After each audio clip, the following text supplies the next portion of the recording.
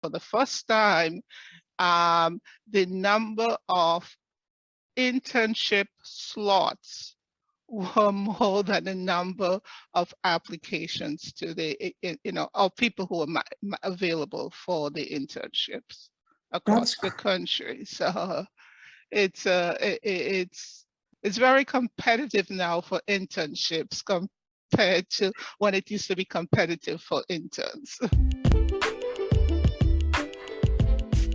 Do you ever have so many questions and no one to ask, so they're just wasting away on Google searches you'll forget about in an hour or so? We had that same problem, and that's why we created the RD2BE podcast, a resource for dietetic and nutrition students looking for answers that their peers don't have.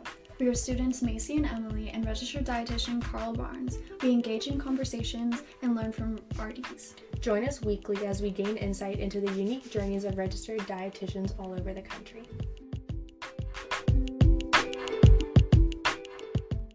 Welcome back to another week of the RD2BE podcast. I'm your registered dietitian host, Carl Barnes. This is our weekly podcast where we sit down with a different awesome registered dietitian each week to showcase the diversity of opportunity in the profession and really dismantle the notion that there is a traditional career path.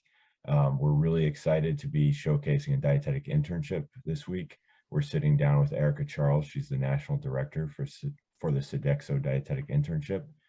Really interested to learn more about your pathway as well as about the internship. So thank you so much for being here.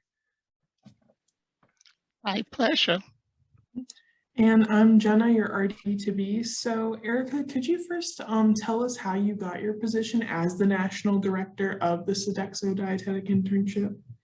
Certainly. So when this position became available, I was informed that they were looking for a candidate who had experience managing finances, leading teams, and the ability to develop and implement a strategic vision.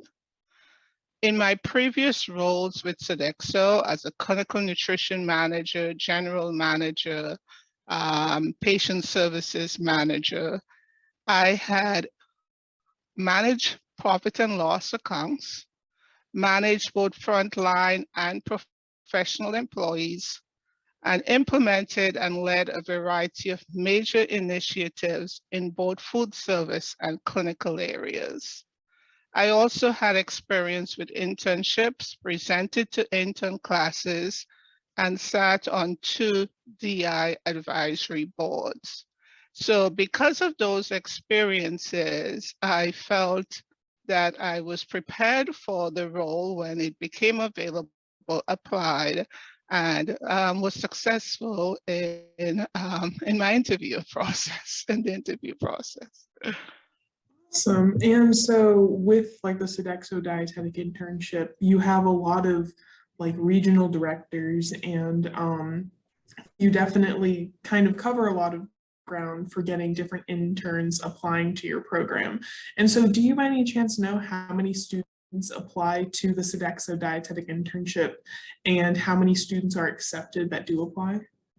Okay, so I joined the internship in 2018 and decided to check our records to look at the history of the number of applicants we have received over the years and the number of people who were accepted to the internship. Note, we participate in both the spring and the fall matches. So we had a high of 900 applicants in the 2017 to 2018 internship year. At that time, we had limited clinical sites, so we accepted 107. So that was a 12% acceptance. Since then, the number of applicants to our internships, like other internships across the country, continue to decrease. And in the 2021 to 2022 class, we had 469 applicants and we accepted 122. So that's 26%. So we have doubled our acceptance rate despite the fact that the number of applications are decreasing. And I wanted to also indicate that we were only able to do that because we have been marketing to our Sodexo clinical sites, encouraging them to precept more interns. Awesome. And so you did mention how the applications kind of had a very sharp decline over the years. Would you say the biggest cause was the pandemic? No, I think some of it is the additional options that are now available. Since 2017, when there was that high of almost 900 applications, several more internships have been accredited by Ascend, and the graduate program was introduced. So I I got you. think it's the number of options. And I don't know if any of your previous guests have shared with you. I believe last year, the previous year, for the first time, the number of internship slots were more than the number of applications to of people who are available for the internships across That's the country. So it's very competitive now for internships compared to when it used to be competitive for interns. Yeah, and it's crazy to kind of flip the switch that way because I feel like so many like people applying to internships, they're like, oh, how am I going to squeeze into a slot? But now you have internships that are like, we have more than just one spot you could squeeze into. Like it's crazy how it's flipped so much so that there's more slots rather than actual interns. And so definitely with like our podcast and everything, we always want to spread the word of just different internships and different options, because I think definitely emphasizing the fact and idea that there are more slots than there are applicants, I think that can help really reassure a lot of students applying just about the vast opportunities and things out there. So thank you so much for sharing that.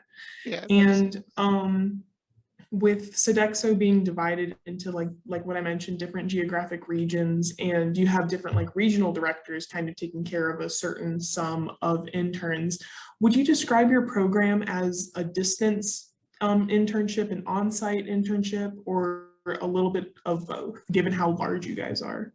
Well, actually, we have evolved over the years. At one point, Sodexo had both distance and on-site internships, or campus-based, we referred to them. In 2019, we went to 100% distance. We meet the Ascend definition for a distance program, but our internship has features that align with an on-site program, because there are directors and associate directors assigned to each region. So the intern is not left completely alone to navigate the internship. And we also provide the preceptors for the major rotations. So, I know most distance internships, the intern has to find their preceptors. We find the preceptors for both clinical and food service rotations, which is almost, over half of the internship. And we will not accept an intern if we have not identified a clinical site for that intern. And so it's great how you guys have that happy medium of you guide the interns to having those clinical and food service sites, but then they also kind of get that freedom and flexibility from a distance internship. And so for the aspect of your internship where the interns have to pick that community rotation, do you have any advice or general rules of thumb that you give those interns for finding their sites that they have to find?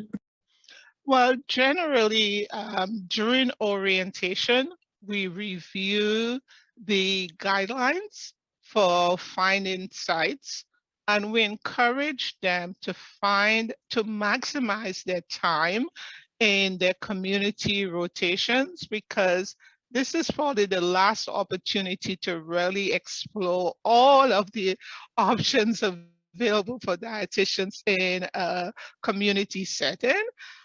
So generally what we ask them to to do is to find an area that's of interest to them, and then reach out to that organization to ask if they can provide them um, the opportunity to complete their community rotation there. So we have had interns who have decided that they wanted to spend more time in a food bank, others who have decided that they wanted to work in a wellness center or with the Y, or with some community sustainability initiative. So generally the advice is the preceptor must be qualified, and it must it must be an area that they're interested in. They do have specific projects and assignments that they must complete during that rotation. So they also have to ensure that they're able to perform those during the rotation. Well, for sure. And during the timeline of their internship, when are they securing those community sites? Is it after they're accepted, or do they need to have it before they're accepted? After they're accepted. We usually encourage them to do that after orientation, after we have provided them with the general guidelines. In addition to that, most of our directors have compiled over the years a database of sites that may be willing to host interns. And we would share that with some interns if they do ask for it. Oh, and that's a great resource to have, especially if you have an intern that has no clue where to start. That database is probably really a great place to Yes. kind of propel off and kind of explore different options. And with the students, when they get accepted, they go to orientation, they kind of get acclimated and are prepared for the internship. Do you see a common theme with how students are handling finances during the internship? Like, do you see a majority of them work really hard, just save up a lot of money or take out a loan? Or do you see them kind of working during the internship, or just a sprinkle of everything? I think it's a sprinkling of everything. I always, chuckle or say to myself that those who are accepted during the spring match, they have the advantage of working for almost 5 months to save up, because they are accepted in April and our internship does not begin until the latter part of September. So they take that 5 months to really work to save money for the internship. There are those who work during the internship. We encourage them to be reasonable and to consider the challenges of the internship. But there are interns who work almost every weekend. And in some cases, we will support them in finding per diem jobs at the clinical sites where they work. Those who are in the graduate program usually apply for loans, and then we will defer requesting the tuition until that loan is dispersed. In addition to that, our internship during the pandemic introduced payment plans. So interns can pay their tuition throughout the internship. The requirement is that they must complete their payments before they would receive the verification statement. And several of our interns have taken advantage of that. That allows them to, be able to work and pay off their internship during the internship. Yeah, and that's great that you offer a lot of options for the interns, just kind of picking and choosing what works best for them. And another really unique thing about your internship as well is that a lot of internships kind of have one or two different concentrations that they can choose from. Your internship offers 10 different concentrations. And so how do you exactly incorporate a specific concentration into a student's curriculum? Okay, so we have the advantage because we are sponsored by a large management company that we can provide the variety of experiences for these 10 concentrations. Our internship curriculum is made up of several rotations. There are 5 clinical, 3 management, long-term care, community, and the concentration, which is a 5-week rotation. So the interns, their rotation sequence are scheduled based on the availability of sites and the individualized concentration rotation is built into the schedule. So let's say there are 2 interns in one specific area. One of them may begin their internship in clinical, and then that is followed by the concentration. It could be critical care or it could be pediatrics, that 5 weeks. Another intern may begin in food service and then go on to community and then complete another concentration. So the only commonality is that it's 5 weeks, it's individualized, and it's based on the availability, but each intern must complete those 5 weeks in their concentration. It could be in any of those 10 concentrations. I gotcha. And with what you mentioned with interns going to certain sites depending on their open availability, do you have a common timeline for how long your internship typically takes? And we are going to discuss the graduate program option as well, but kind of just a side by side, how long it typically takes for interns to complete just the internship portion or just the graduate combined portion? So the internship usually takes around 8 to 9 months or longer. We have had some interns finish in 6 or 7 months because they may have worked as a food service manager prior to getting into the internship, and they would be receive their management hours were waived.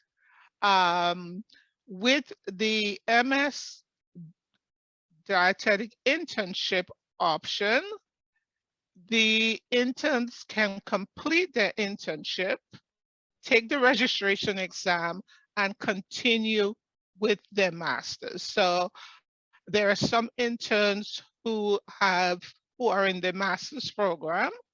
They have completed their internship maybe in April, but they're still working on their master's, and I believe the master's program is scheduled to end this month.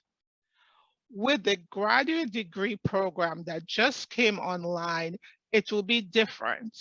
The supervised experiential learning is integrated into the didactic program, and both of them would end in 12 months, which will end in August of 2023. Oh, wow. And so does that mean the students who are going to be coming into this fall, not this fall because it is fall, but the next time that they start the rotation, that means that would they be able to sit for the RD exam and have their master's degree in like 12 months? Yes. Like, awesome, sweet. And is this starting, is your first iteration starting this fall? Yes, actually, we just had, I believe, 17 students who began with the graduate program in September, and the goal is that they will be finished in August, and then they will, once they have received their diploma from the University of Rhode Island, they will qualify to take the registration exam. Awesome. So wish us luck. Oh yes, for sure. You will get all the good vibes from RD2BE. And with the prerequisites for your internship, does anything change for the graduate and the combined masters versus just the internship portion? So the internship, of course, to be consistent with the CDR guidelines, beginning with the spring 2023 match, the applicants must have a graduate degree. With the graduate program, so I should also state they must have a graduate degree and a DPD verification statement, and that's for the internship. With the graduate program, they can either have a DPD verification or meet certain prerequisite courses. And URI on the website, there is a list of the courses that are required to get into the graduate program if they do not have the DPD verification statement. Awesome. And so that's really great information to know for listeners who are looking at internships to apply to in the spring match. Like definitely having that in mind and looking at certain options and looking at your partnership with the University of Rhode Island. And so it definitely sounds like the Sodexo Dietetic Internship, you guys are doing a bunch of great things and you guys are able to reach a bunch of interns across the country. And so for you being the national director, is there anything specific that you're most proud of regarding the Sodexo Dietetic Internship? You know, I think I am most proud of the dedication of the internship faculty. They go above and beyond to ensure that the assigned interns graduate. We have had probably almost a 99% completion rate. In some cases, our team members will work with interns in remedial assignments or projects, arrange for interns to work with other preceptors, sometimes work with the interns to relocate to a different part of the country to find a site that meets their specific learning needs. I can think of one situation, an intern actually moved to another state, and now she working as a registered dietitian for Sodexo. But a lot of the credit goes to her internship advisor who did not give up on her. And that's one of the things I'm most proud of regarding our internship. I'm also excited about our DE&I commitments that resulted in our team receiving an IDEA award from the Academy and also a Team Spirit award from Sodexo. Oh, that's great. And especially hearing the commitment that the advisors and the preceptors have for the students, that like makes perfect sense.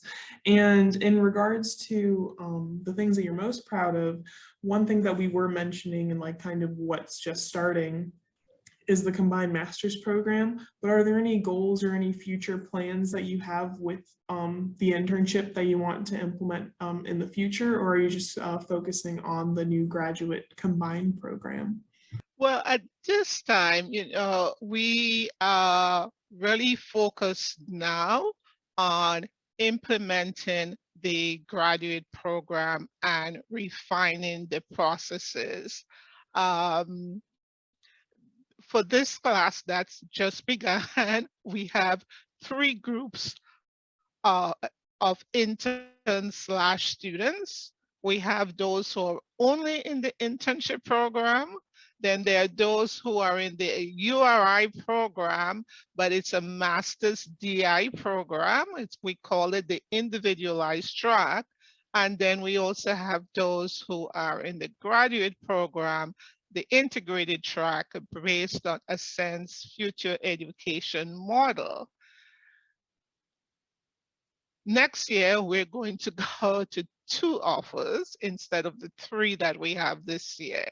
So our more immediate goals is to really refine that process and ensure that we continue to attract a wide variety of interns and students to our program. We also want to continue our DE&I journey and to attract more interns and students from diverse backgrounds. And I definitely think, given the current model that you guys have and how many different geographic locations and the measures that your preceptors go to, I think you guys are definitely on a really great track for keeping that diversity, kind of just spreading it out even more. And one final question, and this is kind of just for RD2Bs listening, if they're looking for different internships to apply for, or they're just really stressed about the whole process. Do you have any advice or information that you think every dietetic student should know before applying to an internship? Well, I think I'd like to begin by saying this is an exciting time to be considering a career in dietetics. You know, dietetics is a very rewarding career that provides a wide array of opportunities for those who are interested in dietetics and nutrition. But completing an internship is challenging, and an intern must be prepared to be flexible. So I would advise interns, those who are interested in applying to an internship, be strategic, investigate the internship. Don't only look at the cost of the internship, talk to individuals who graduated from the internship, get feedback regarding their experience. If possible, obtain food service and clinical experience, preferable in a hospital setting. There are some individuals who have applied to internships and during their first week in clinical in a hospital setting, they suddenly realized that that's not for them. So getting exposure to a healthcare setting prior to applying to an internship, I think is critical. Be prepared to manage up. You'll be working in settings where individuals are managing multiple tasks, and at times they may appear as though they're not being supportive, but it's just that they're stressed. So as an intern, it's important to manage up, but also be humble and flexible. And lastly, remember that you have transferable skills and do not be afraid to display them during the internship when you do get accepted. Wow, that is like that checked off any possible list of advice, whether it was technical in general or just in life. And so thank you so much, Erica, for joining us and sharing the Sodexo Dietetic Internship with the listeners. So many great things, super excited for the future of your internship. And thank you so much for spending time just speaking with us about it. I thank you, and I thank you for the opportunity to share with RD2BE about the individualized experience that the Sodexo Dietetic Internship offers.